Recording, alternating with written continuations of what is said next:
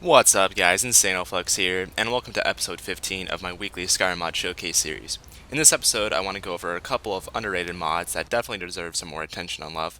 But first up, I want to go over the latest armor retexture mod by Cabal120 called aMidianborn Leather Armor.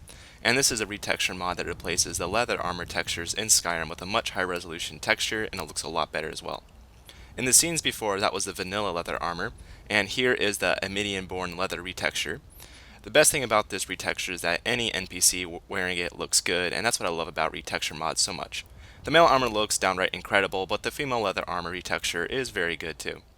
Also, check out Cabal's other armor retextures, all of which I consider essential for anyone playing Skyrim. If you have Dawnguard and want a stronger crossbow, I would recommend getting Daedric Crossbow. This mod adds a very unique and cool looking Daedric Crossbow to the game, and Daedric bolts too. There are two Daedric crossbows added by the mod, one that does a bit more damage than the Dwarven crossbow, and you can craft this version at the forge, and then there's a much deadlier version that can only be found at the Shrine of Mehrunes Dagon. You can craft the Daedric bolts at any forge in the game if you have the Daedric smithing perk, and you can improve both versions of the crossbow at a grindstone too. Now, for those that prefer bound weapons, I would get Bound Crossbow by Elf Puncher. For now, this mod is pretty simple, just allowing you to summon the Bound Crossbow, and it includes 100 bound bolts that will automatically equip as well. The Bound Crossbow and bound bolts are equal to steel and quality, but if you have the Mystic Binding perk, it'll improve up to about Dwarven in quality. The author of Bandolier Bags and Pouches recently released a new mod that uses a couple of models and meshes from the Dawnguard armor, so you will need the Dawnguard DLC to use this, but you don't need the first Bandolier mod. Anyways, what this mod includes is 8 new items. There's the leather notebook, which does not increase your carrying capacity, it's just purely for looks, and it comes in either a dark leather or regular leather color. And the other item is a flask, which can be worn on the back left or back right, and it comes either in the leather or dark leather color too. The flask does provide a bonus, increasing your stamina regeneration by 3%, so it's a fairly useful utility item to have. All items for this mod are crafted at the tanning rack. The dark items require rough black dyed leather, which can be crafted at the forge by combining leather and frostbite venom. Next I want to feature Demonic Armored Horse, and this is a small spell mod that lets you summon a demon or hellish themed horse whenever you want. You can find the spell tome needed for the spell in Riverwood, as shown here, next to the blacksmith, and the horse doesn't go any faster than a regular horse from what I could tell, and I mainly just really like the design of the horse because I think it would go great with my Dark Elf character, and I just like the red and Daedric armor theme with it. The author also made an unarmored version of the demon horse for those that want that, but I like the armored version the most. Atvir Dres, the last prince of the tier, is a very well done follower mod that I haven't heard about, and it was suggested by one of my viewers.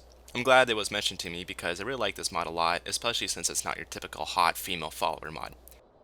Atvir Dres is a Dark Elf follower inspired by the Companion Vilya mod for Oblivion, although it's not created by the same author.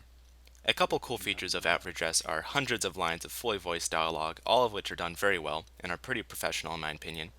Full companion functionality and commands. You can chat with him, he'll tell you some jokes, trade armor with him, tell him the weight, etc. He has his own horse, so he'll always be able to travel with you on horseback. And there's also a tracking quest on him, so you'll know where he is. And there's even a call Atvir spell where you can call him whenever you want. There are some more features that are being worked on as well, such as unique armor and weapons for Atvir, a custom skin, a romance plot, and more. But for right now, the mod is in alpha, but feel free to track it so you don't miss any important updates. About the time the Legion almost cut your head off. Yes, 1,000 times.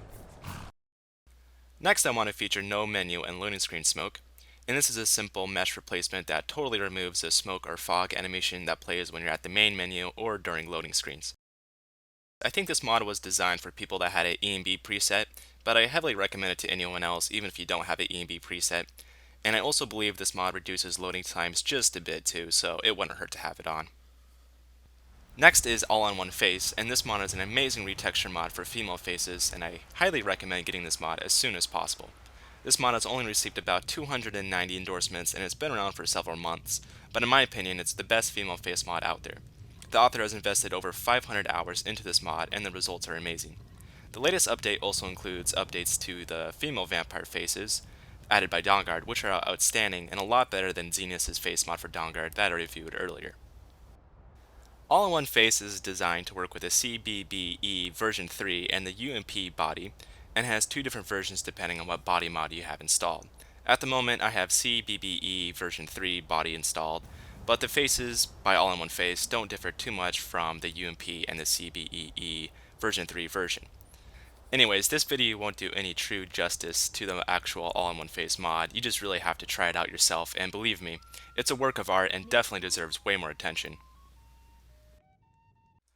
And the last mod I want to feature this week is called Summon Meteor, which is a rather old spell mod, but I've been wanting to feature for quite a while. The mod adds 4 new spell tomes to Farangard's desk, and of course they're all themed after summoning meteors to fall from the sky to deal damage to a target. Meteor Shower, Meteor Rain, and Meteor Storm are all pretty similar. They basically just drop a fireball or firebolt styled spell from the sky upon the targeted location, and they deal about that much damage. And you can go up to 100 of those if you have the Meteor Storm spell, up to 20 if you have Meteor Rain, and up to 8 if you have Meteor Shower. But the best part about the mod is Summon Meteor, which drops a single enormous meteor upon the target area, and it deals a lot of damage. It's really fun to use, and it's pretty challenging to hit stuff with. Anyways, that's it for this week's Skyrim Mod Showcase. Thanks for watching, and don't forget to subscribe to see more videos similar to this one. See ya!